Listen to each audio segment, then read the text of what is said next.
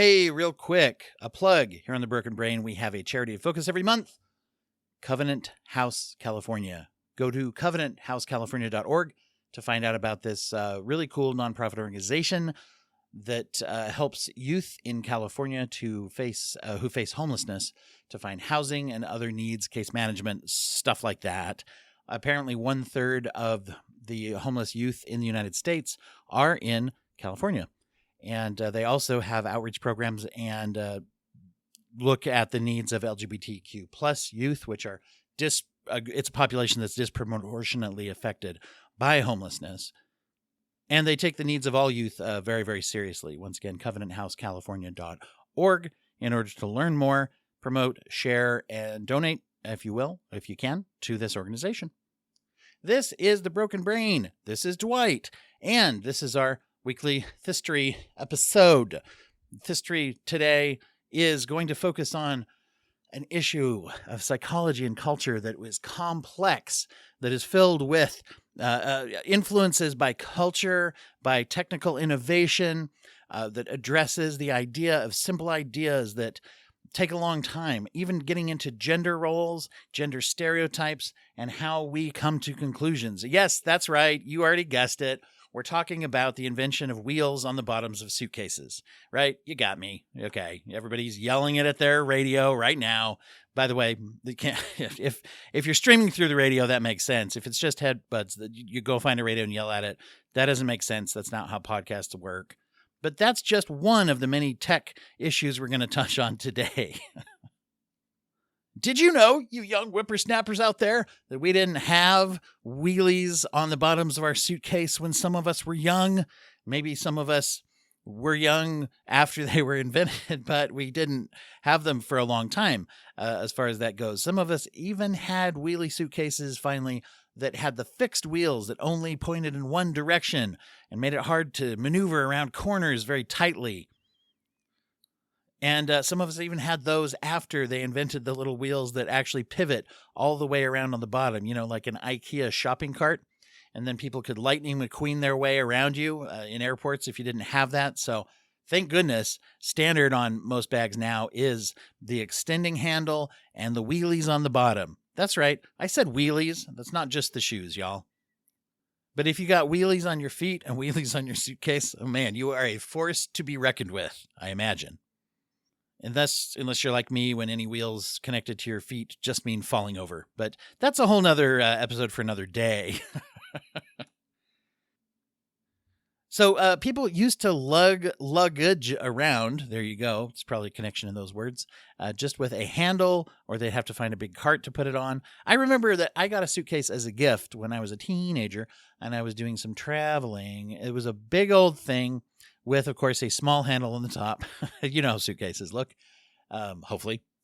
And anyway, when this thing was full, it weighed approximately 1 million pounds, okay? So you lug that thing into the airport and toss it up on that scale. And if it was moderately full, they'd say, we're going to charge you more money to take this beast into the bottom of our airplane, just to balance the risk that it's going to make us land in the ocean somewhere because it's so heavy. I literally have a memory of pulling stuff out of that suitcase and shoving it into my carry-on backpack just so that I could avoid the fee that they wanted to charge. That's right. I've checked bags before. It's only burned me a half dozen times or more. But why did it take so long for us to start putting wheels on suitcases? By which I mean putting them on and then making that normal and selling them. And how long did it take, by the way? Dwight, you didn't even say that yet. I'm chiding myself so that you don't have to yell at your radio about that. So, back away from the radio. It was 1972. Some articles said 1970, but most said 1972, when patent number 3,653,474 was patented for an item called rolling luggage by Bernard Sadow, or Sadow, if you want to do that. I've heard it both ways, and apologies to the Sadow family.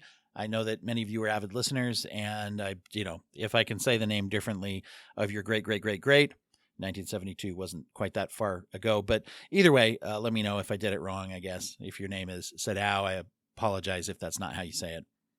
Or say Dow it. Anyway, so the rolling luggage had wheels on the bottom of what looked like a typical suitcase and a strap on the top that you would grab to pull that thing around. So we had a man on the moon in July of 1969. So the first patent here being around 1972, we're talking approximately 3 years after landing on the moon before we wheeled luggage as a mass-produced item. We're going to get into that in just a minute. Sadao's name is all over the place because he filed that patent. Good old 3,653,474. Remember that. That's going to be on the test later. Although he certainly was not the first, demonstrably not the first individual to ever stick wheels on the bottom of a suitcase. Once again, we'll revisit that in a moment. Foreshadowing. But Sadao was an American inventor who lived from 1925 to 2011, dying at the age of 86 years if you don't feel like doing the math. If you do feel like doing the math, just skip ahead back then so that you didn't hear me say it.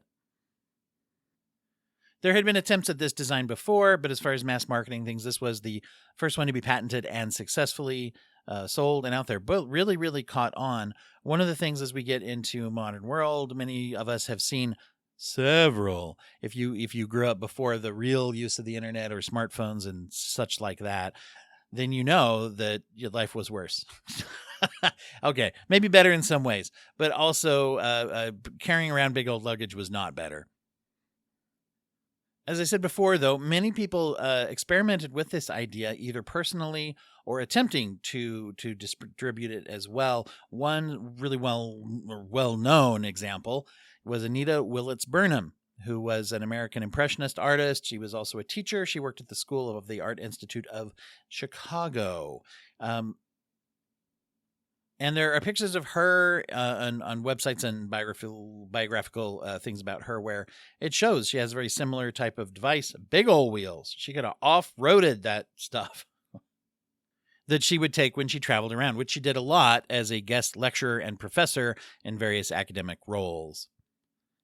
And she lived from 1880 to 1958. So her life did not even encompass the time where this was patented. And also, once again, this is a U.S. patent that I'm talking about. A lot of the research does tend to skew U.S.-centric. I don't know if that's my algorithm or whatever, but anyway. So perhaps one of the reasons that she was an early pioneer in making this for herself might have to do with one of the reasons that I didn't think about of why it maybe took so long to make this item, which gets into gender role stereotypes in culture. There's a really interesting article in The Guardian called Mystery of the Wheelie Suitcase, How Gender Stereotypes Held Back the History of Invention. It talks about this particular invention and others that seem very, very simple once they come to pass. It talks about how when Sadao first patented the suitcase, it was roughly 5,000 years after the invention of the wheel.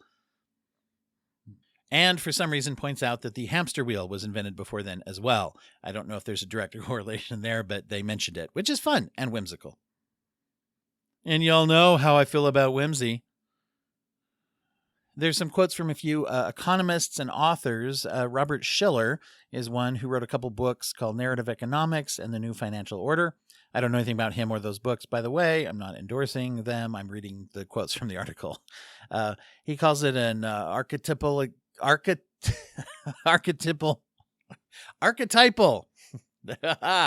yell at the radio. Archetypal example of how innovation can be very slow-footed and how the blindingly obvious can stare us expectantly in the face for what seems like an eternity, right? And so especially slow-footed when you don't have wheels on the bottom of something. Am I right? There's also some information here from Nassim Nicholas Taleb, who is another world-renowned economist, author, I guess philosopher, who talked about this as well, and talks about how in retrospect, when these kinds of things come out, they seem very, very obvious and simple, but it doesn't mean, as he puts it here, A technology such as having wheels on suitcases may appear obvious in hindsight, but that doesn't mean it was obvious. And talking about his own just lack of ever questioning the status quo of carrying around big old things in the airport. Now, this article mentions Anita Willits Burnham in that the author of the article researching this found pictures from 1952 and earlier. She was earlier, but some others that happened obviously 20 years or more before the official invention of this suitcase. This time-wise, by the way, as far as industrialized technological advancements and economic changes, happened as there was a huge decrease in the employment of porters, who were people in railroad stations and such, who would help with bags. And as there were many of these when in the end of the 19th century, when tourism and travel really took off and luggage started to be a thing. You've all seen the movie Christopher Robin, where Ewan McGregor invents luggage or the concept of vacations, I think. But anyway, the point is that people more and more would carry their own luggage and luggage carts and things like that. A lot of people traveled with freaking steamer trunks, y'all. In fact, a device called the portable porter, which was a big wheel thing that you could strap to your suitcase, was actually being sold even as early as the 1940s, without the wheels being attached to the device. Device meaning suitcase, I guess, when I said that. And in 1967, a woman in Leicester wrote a letter to her local newspaper talking about this practice of then eventually, as she was using a rolling suitcase with some wheels strapped to it and was actually charged an extra ticket. Mentioning that the conductor of the train argued that, quote, anything on wheels should be classified as a pushchair. And she asked what would have happened if she had been wearing roller skates. Would I be charged as a passenger or as a pram? Ha! She got their ass. But anyway, so what was the resistance to this actually becoming patented and going on? It seems like a big old moneymaker, right? And as we say, even if it wasn't super obvious before, there were definitely people doing it before Sadow patented this.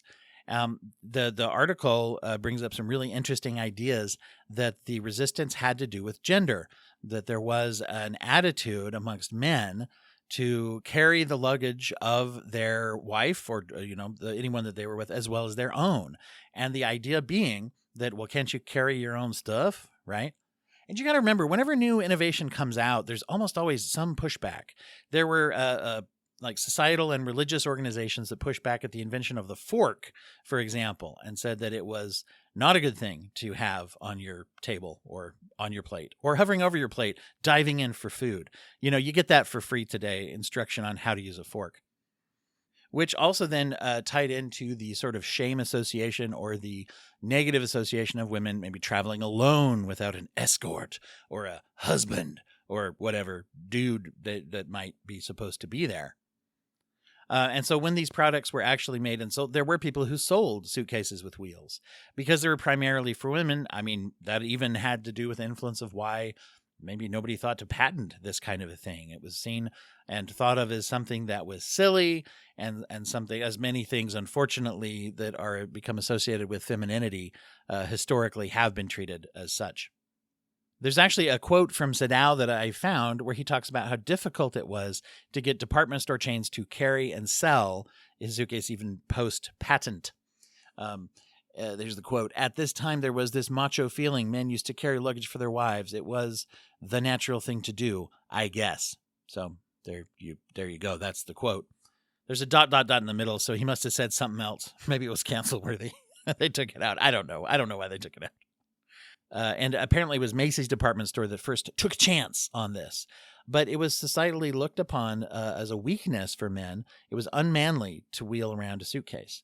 And the second was, once again, as I put, the other factor societally was the mobility of women. And here in this article touches on that quite a bit.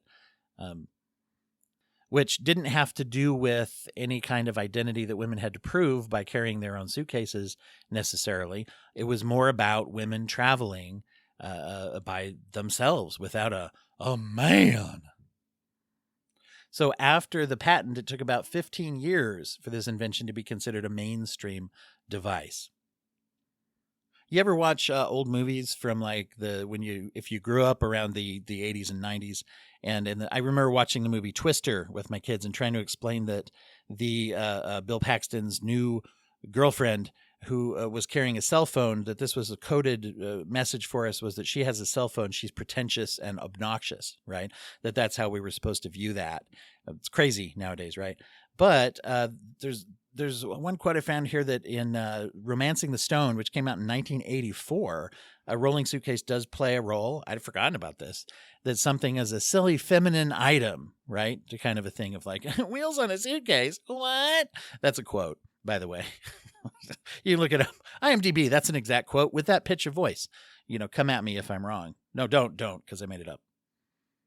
But somewhere around, you can see this. Now let's compare that with the movie Up in the Air in 2009, when George Clooney, who plays a guy who travels around sort of executing layoffs for companies, there's a whole scene in there where he is lecturing Anna Kendrick, who's new to air travel. He travels all the time, and he's got this whole system down with a carry-on bag with wheels that is like, it's depicted there as like part of this kind of road warrior, capitalist, successful business guy thing. And that was where it apparently started to catch on with men, was more amongst business travel, because those who were on the road quite a bit found this eventually to be such a indispensable part of their arsenal for travel. And if something ties in with capitalism, then we in the U.S., we love that, right? And so that becomes more popular. One of the things that actually this reminds me of is when vans started having 2 sliding doors instead of just one of them. If anybody remembers them days way back in the caveman times, where you had to actually think about where to park so that you didn't have the door opening to a wall. Which side, do I park on? It was similar to the gas tank issue. Before we had dual gas tank, we don't have that one. But hey, $1 million idea or failure of an idea. Take it and run with it, someone. Let me know how it goes. There are other people who had stuff to do with this kind of innovation as well. There's a man named Alfred Krupa, who in the 1930s and through the 50s, he was an artist who escaped Nazi-occupied Poland, and really actually interesting guy, worth a Google in and of himself, but lost some family through the Holocaust as well, and became, later on after the war, began to exhibit paintings, landscapes, charcoal, chalk, watercolor, stuff like that. Was also an amateur boxer, a martial arts practitioner in those days, and taught target shooting. He was a fencer and a sword fighter and an inventor. And he was known to do that with his suitcase as well. So once again, just kind of that circling back. There's a article also about this that talks about him a bit on the website interestingengineering.com called Who Actually Invented the Wheeled Suitcase. So there you go. There are inescapable cultural influences, economic influences, gender roles, stereotypes, just personal, ideas about oneself, and even just the tendency to get stuck into how things are now is how they should be. And I just want to thank everybody for listening today to this little history deep dive. You may have noticed, if you're on the main feed, that the whole thing was available once a month. You get to hear the whole history episode talking about the history of something psychological, cultural, and both. And the other weeks of the month, those go out just to the full episodes go out just to the patrons of the podcast. And you can learn about how to become one of those by going to patreon.com/brokenbrain if you'd like to see some of the bonus materials that are available and to sign up to get those. Thanks again. See everybody later.